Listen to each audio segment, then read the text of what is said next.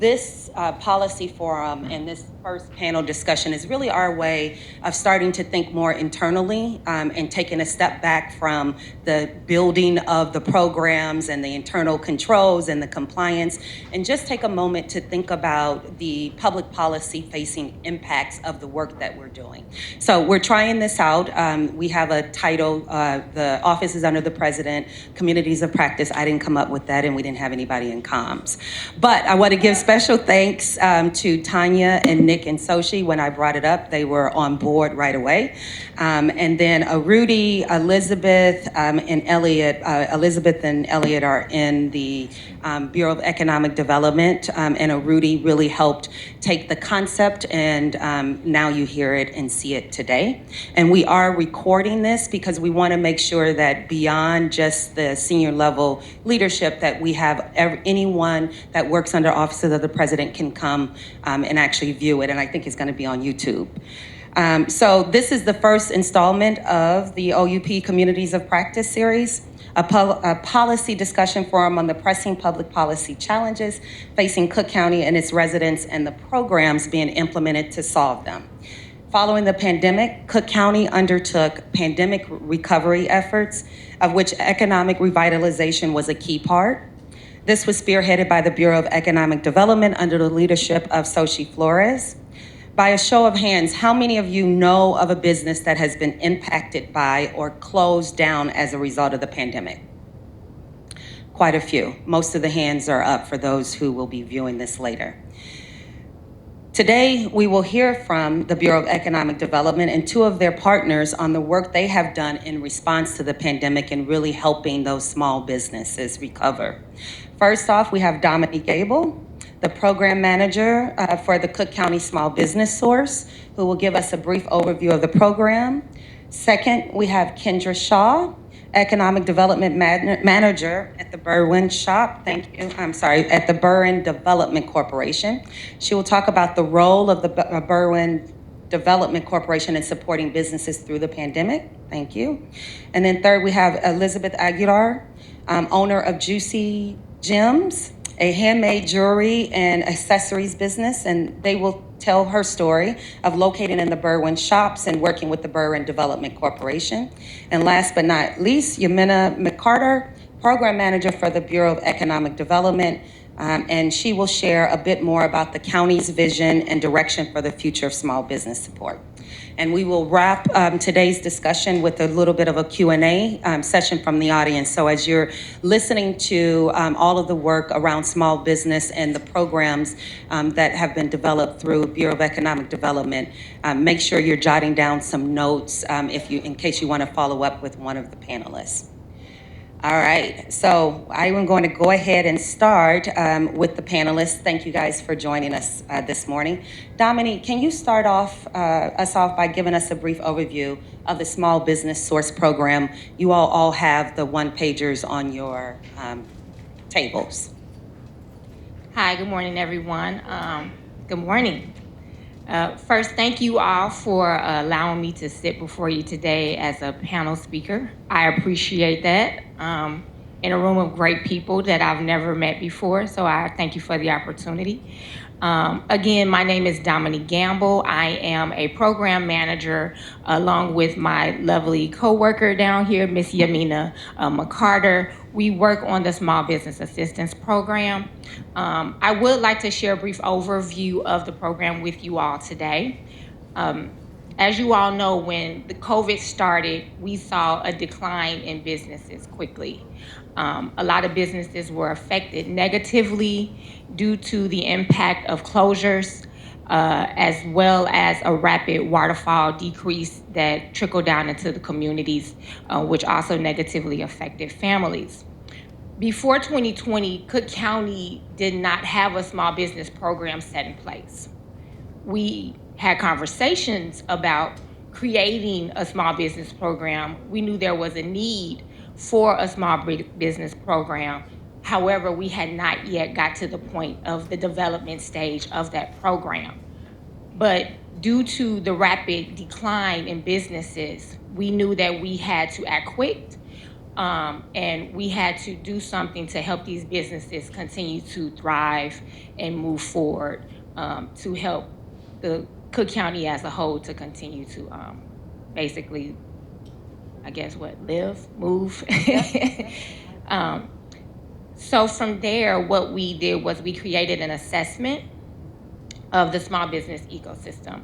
It was through that assessment that we was able to find that the South suburban areas of Cook County really did not have the support that it needed with having small business needs, whether financial, one-on-one business support, direction, or the like. So from there, we created a working network and partnership with the Chicago Community Trust, and who are now program coordinators Next Street. For those who don't know, Next Street is a business advisory firm.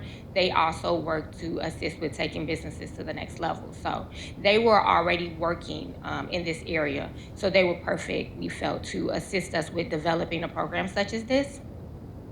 So also from there, we start working with Next Street. We start working with the Chicago Community Trust Organization to try to figure out what would be the best next steps with creating a program of this magnitude.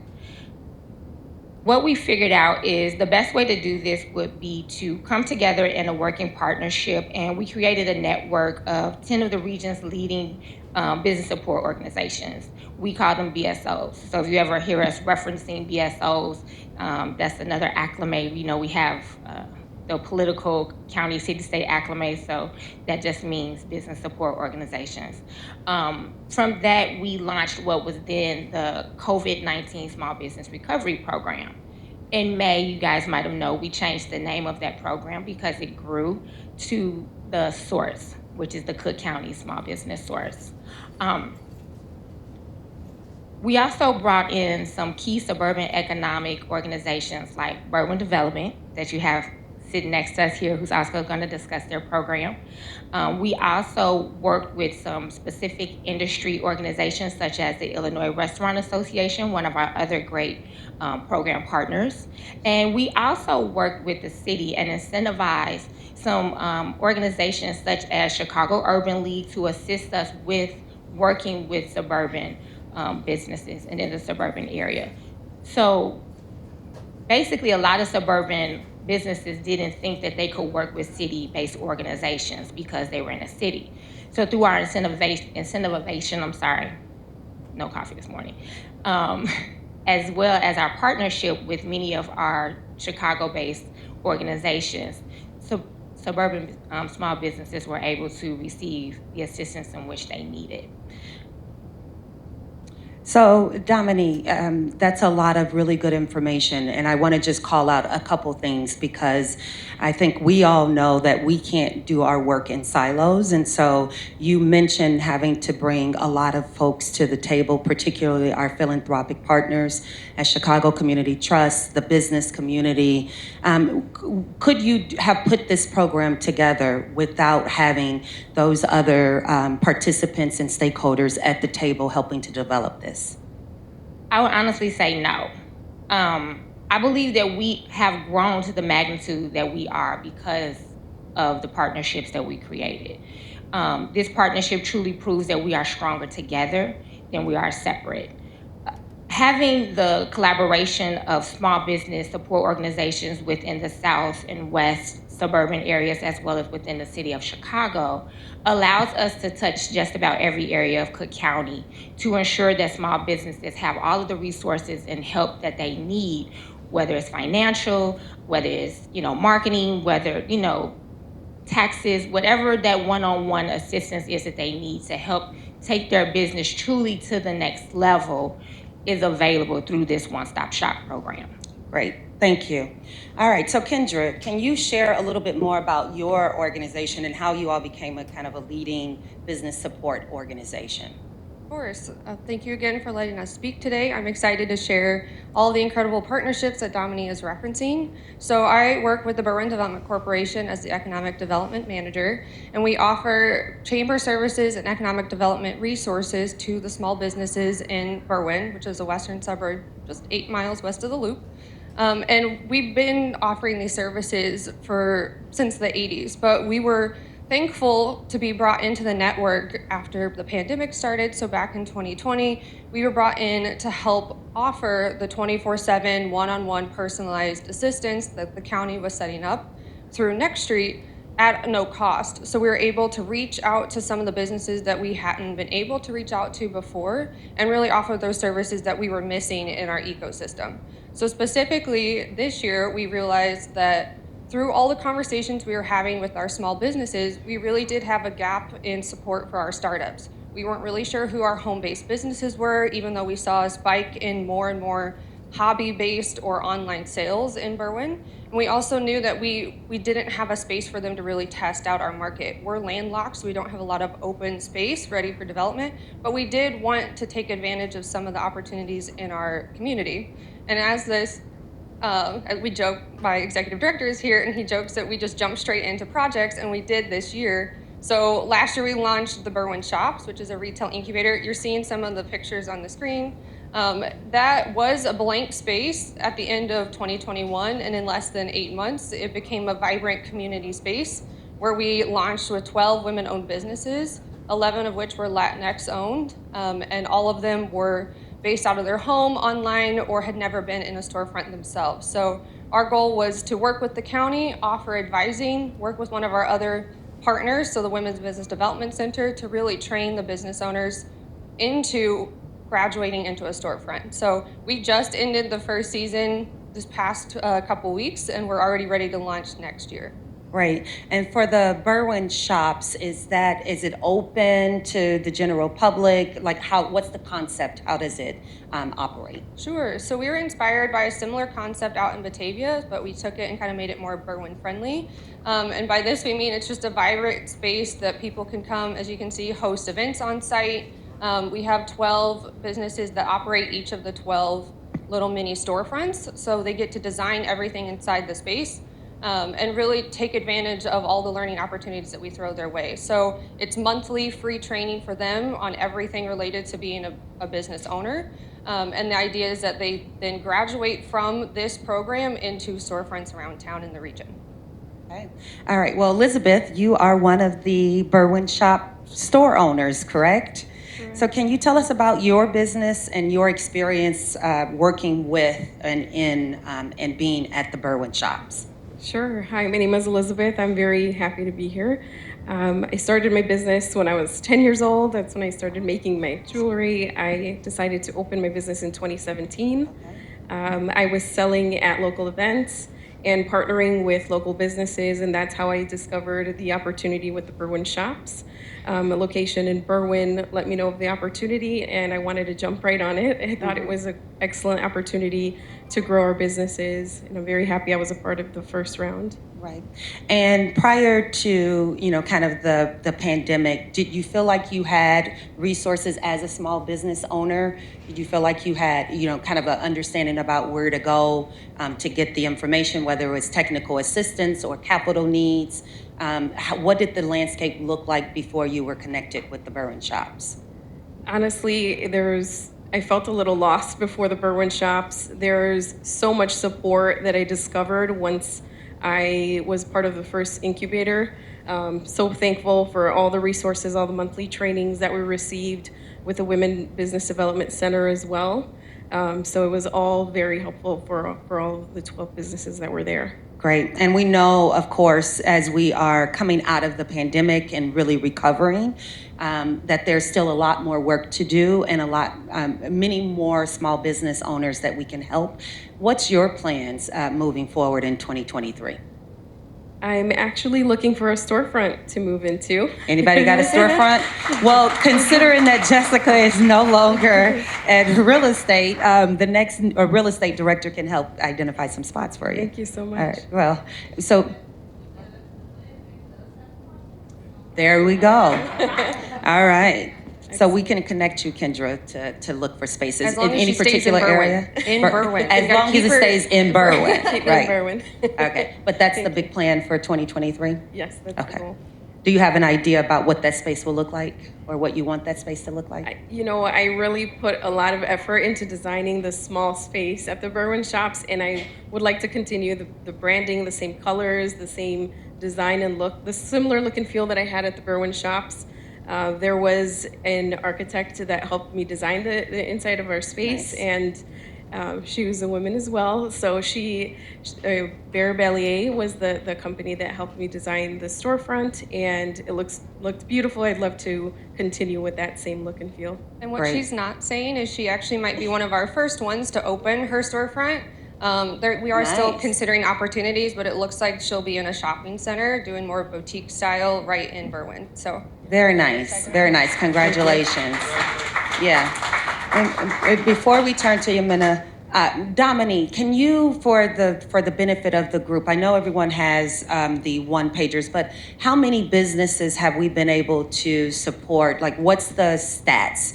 What's the data that rises up? And then we'll really talk about what are the lessons learned and the priorities moving forward. So since the start of the small business program, we have been able to work with over 5,000 small businesses. Over 1,640 small businesses have received business advising services. So that means whatever that scope looked like, whether it's one-on-one services, tax assistance, marketing assistance, whatever that need was, we worked with over 1,600 small businesses. Also, the performance of one-on-one small business sessions, whether that was webinars or sit-down meetings with one of our BSO partners like Berwyn here, we worked with over 1,800, as you see here, 1,888 small businesses. Great. And do we have a general sense of how many small businesses are located in suburban Cook? We have an estimate? I would not have that number on hand. I do apologize. But quite a few. And then there was a shift from the pre-pandemic to how folks thought about starting new businesses and things of that nature.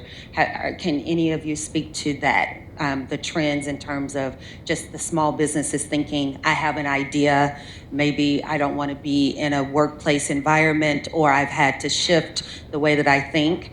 Yamina. So thank you, everyone. I'm really excited to be here today. One thing that we learned about small businesses and people really wanting to get their foot in the game is that they don't have access to capital. And so I'm going to share a little bit about that. Can you guys hear me? Yes. All right, there we go.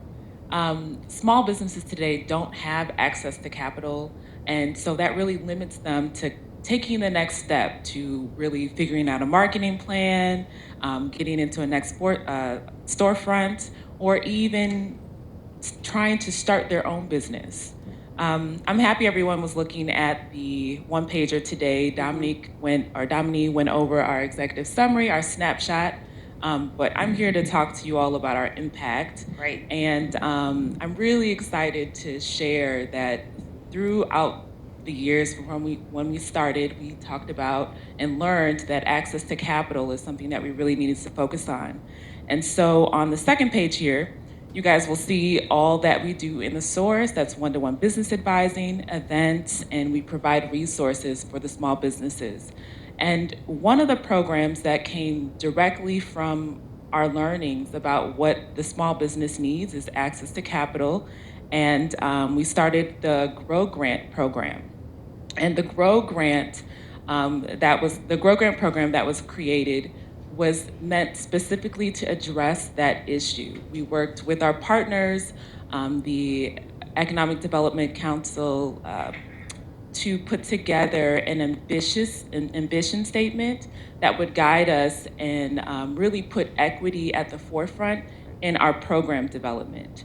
So what we did after we came up with our ambition statement that prioritized equity, we really tried to put people who were historically left behind or disadvantaged at the forefront and a priority for our grant program. So that is people of color, women, veterans, people that are disabled, the LGBTQI community that we really wanted to prioritize. And then also with our research, we wanted to prioritize the industries, that were hardest hit by COVID-19.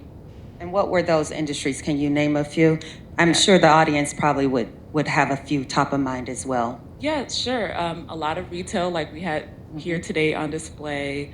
We had a lot of drivers and small manufacturing people that applied for the grant as well. We had thanks to our business partners, over 22,000 applicants for the Grow Grant program. And for the small businesses, just for those that may not know, what is the definition? What puts you in the category of a small business? Because I know we have gig workers, daycare providers. Is it by size and number of employees or operating budget? It's generally by size, under 10 Okay. employees. Okay, under 10. 10 employees, okay. So thanks to our partners, we had a huge response, over 22,000 applicants for the Grow Grant. So we have $25.5 million to go to grants. There are $10,000 grants for businesses located within Cook County. And so 2,000, let me get my math right, 2,550 Yes, you got that right. businesses will get $10,000 grants. So we are really thankful for the support that we received from our referral partners and our BSO partners for helping us get to this space. Great. All right.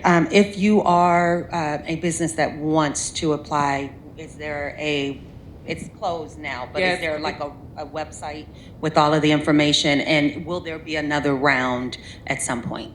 So yes, we are encouraging everyone to go to our website. The application period for the first round of grants is currently closed. But on our website, we do share a lot of, through our business partners as well, events that are going on and other things that they can do to get access to capital. So we do try to promote that as much as we can. Great. Thank you all. All right, so we are going to go ahead and open it up for a little bit of a Q&A. Does anyone have a question?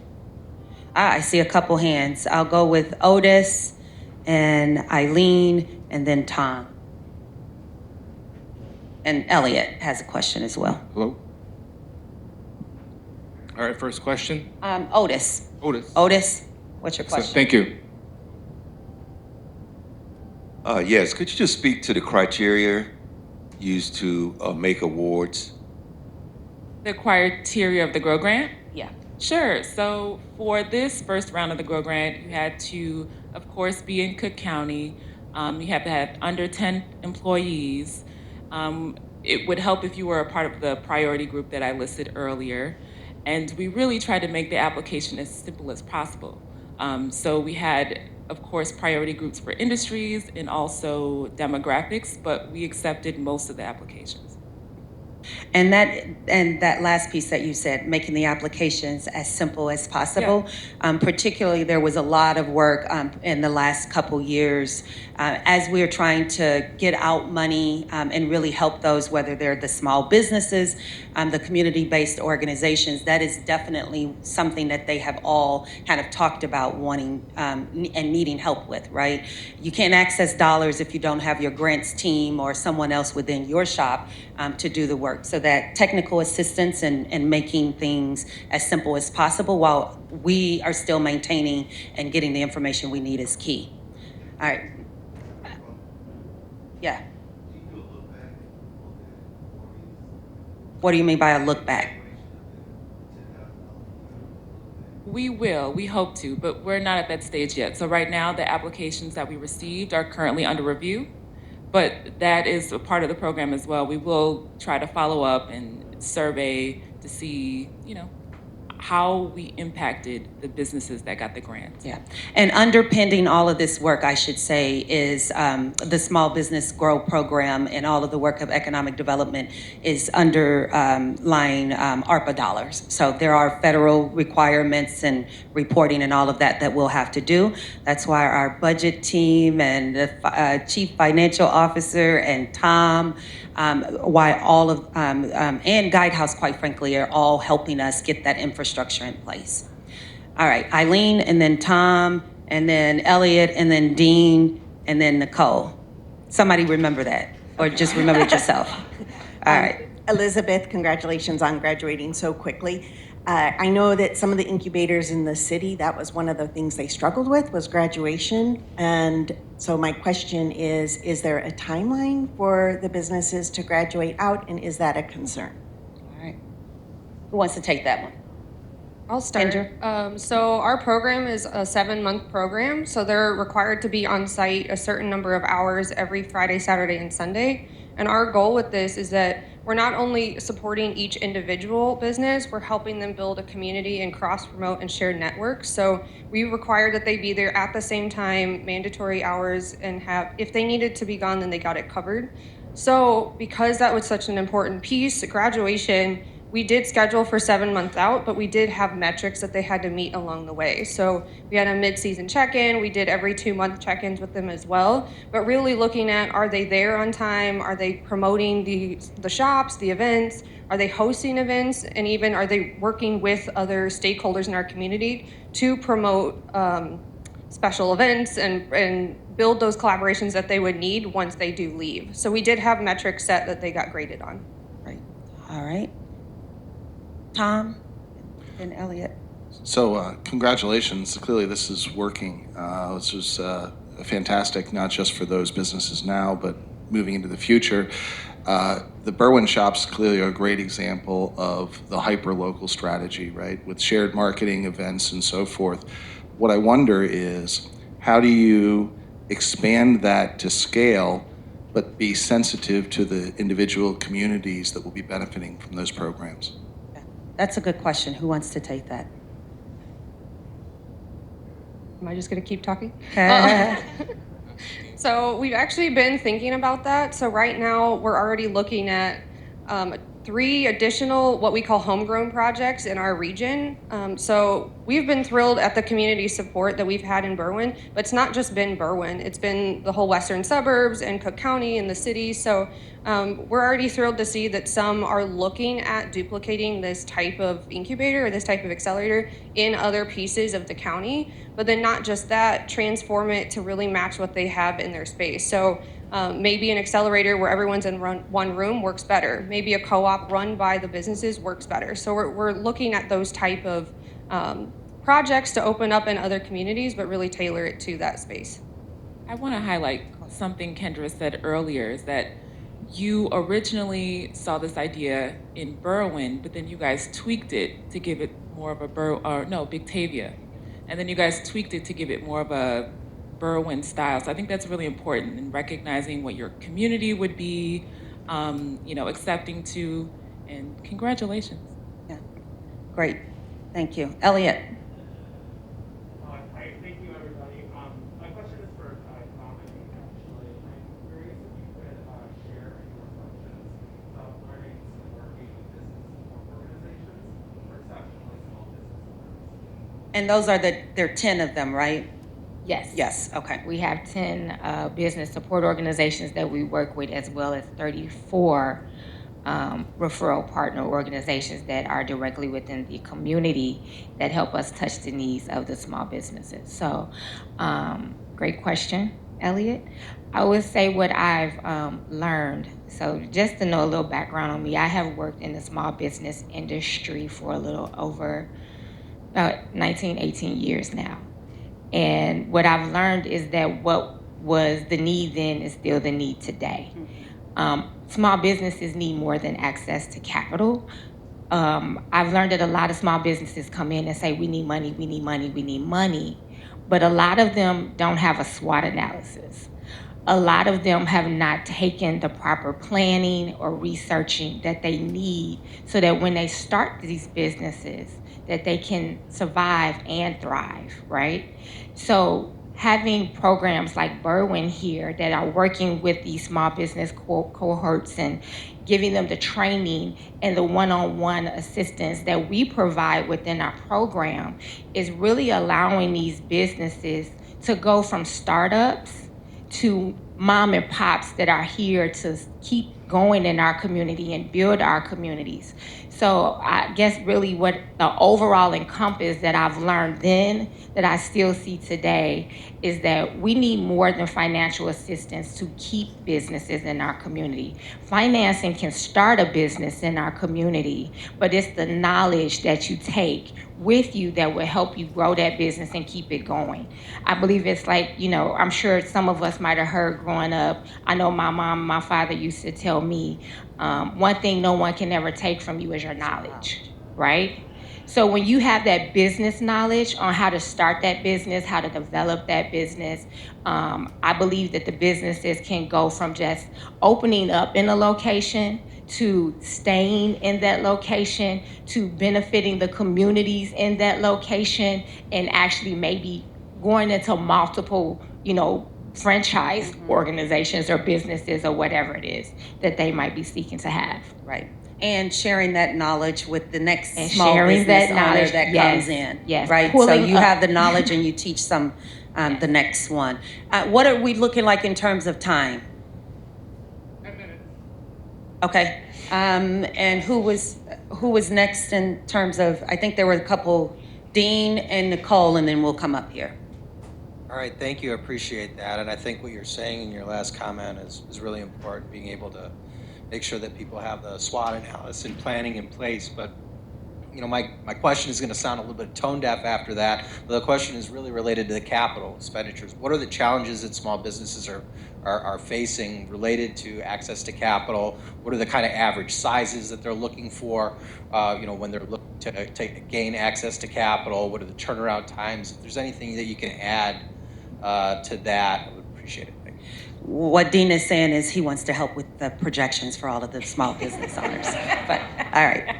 One thing that I've seen, and this is through attending a lot of our partner programs and through a lot of the access to capital events, is that they don't know what kind of capital to look for. So outside of grants, everyone's like, I want a grant, I need help, I need a grant. But there are several different ways to obtain capital. So you can work with different small businesses to get a loan. Like there's several different ways. So I think, once again, what Dominique was saying is just knowledge about, moving your business forward. I would also add to that with regards to your question. As Yamina stated, what we are finding is that a lot of these businesses do not know how much capital they need. And that goes back to what I stated with research. If you don't have the proper research, we can give you $1 million and it's not going to stick because you have not proactively assessed where that money needs to go, right? So for us to sit down and have these one-on-one business advising sessions with these small businesses is crucial because once we give you the money, we need to make sure that that money is actually going to be beneficial to your small business need and not just us giving you $10,000 that, I know Irene states a lot right now, most of the money that these businesses are using is just to keep the doors open, right? But when we are able to sit down with you and actually do a business plan and see where your need is, maybe we can work around it to see the best way for you to utilize that money, not just to pay your rent to keep your doors open, but maybe let's create an innovative thought plan that can also be utilized to grow that business to the next level while you're trying to keep your doors open, right? So it's going to take a little bit more research. I apologize, that's not going to be a one-stop answer because that's going to be a thought-through process of working with every business need, and every business is different. So I can't just give you a number on what's needed because every business need is different. Right. But they now have the space and the place and the knowledge in order to do that and analysis. That's what we're for trying their to loan. provide here at Cook County. Yes. Yeah. All right. Eric. So this question is for the business owner. We've all been talking about access to capital right now. Yep. But I guess my question to the business owner is what additional services will be beneficial to you at this point that either Berwyn Development Corporation can provide to you or Cook County can provide? Yeah, that's a great question. I think continued support with everything we've been mentioning is critical for our businesses, maybe revamping our business plan, just continued support to grow the business, grow our knowledge. Like Dominique said, that's priceless. Access to capital is always needed for small businesses and small businesses that are starting from nothing. So I think capital is also needed for small businesses used tactically. All right. Okay. Aaron, Next. Hold on, Aaron. your question? So this is a question for BSO. How has your organization's work changed since working with the county? Being a partner with Cook County has drastically changed some of the things that we do at the Berwyn Development Corporation. So we've already been working, obviously, with Berwyn and helping them connect to resources, but the county really reinforced those efforts and gave us the opportunity and the leeway to expand into the western suburbs to offer these one-on-one trainings. And I will say, we keep shouting them out, but we would not be strong partners with the Women's Business Development Center, nor have launched this incubator without the support of the two here in the county. President Prackwinkle was even at the grand opening. So we saw everyone come out to support, and I think that really helped drive the media attention behind it and built the relationships that we currently have with these partners. Right. All right. Rudy? Yes, I have a question to the program managers in BD is how do you collect and track all your data on impact? So I'll take that one. Through our partnership with our BSO organizations, as well as our partnership with our program coordinator, Next Street, we are able to gather data. So once a one-on-one or any form of advising, whether it's a webinar or any form of service is provided, we immediately implement some form of survey to assess the business need. Had it been taken care of? You know, what is it that we could have done better? We also do quarterly surveys as well to assess us with getting that data needed. We are looking to work and revamp the data structure a little bit. There's different numbers that we're seeing that we would like to gather as we've moved along in this process. So we are working to enhance the data that we are getting, but currently that's how we're working to collect.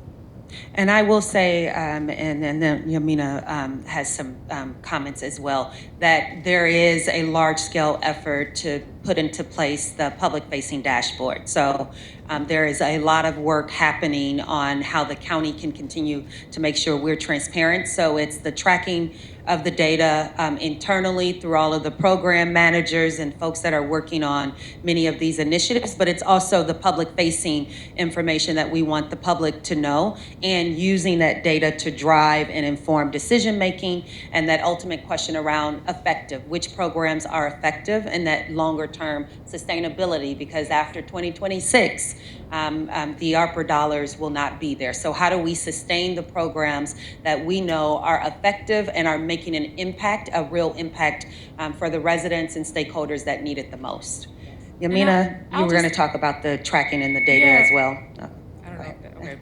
I'll just add that we can also tell a great story about how businesses start. So they come to our website, you know, they say, yes, I want to sign up to one-to-one business advising. And on the back end, we're able to, with the help of Next Street, kind of distribute to one of our BSOs which one would be the best to help them out.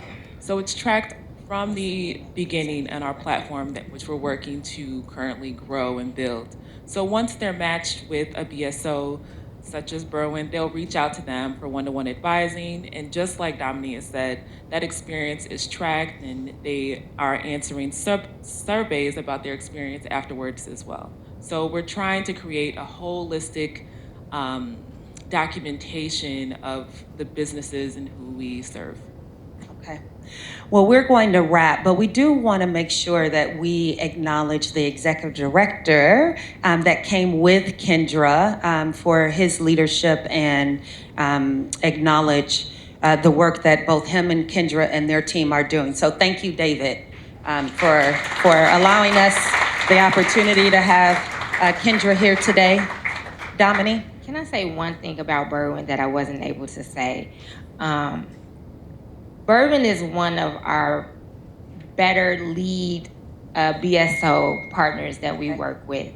From the start of our partnership with Berwyn, they have been just hitting it out of the ballpark. We have a few that we can highlight, and I would definitely say that Berwyn Development Corporation is one of the best. As you can see here with the Berwyn shops, they are doing great work in Berwyn, and we are just thankful of your partnership with us, and we are looking forward to what's to come with you all in the future. So, Great. just wanted to say that. Right. So we hope that this is a little bit different than what we have done. The ability to kind of pull back and actually hear from small business owners, from the program managers that you may not see, but are really doing the work of putting these programs together and being our subject matter experts.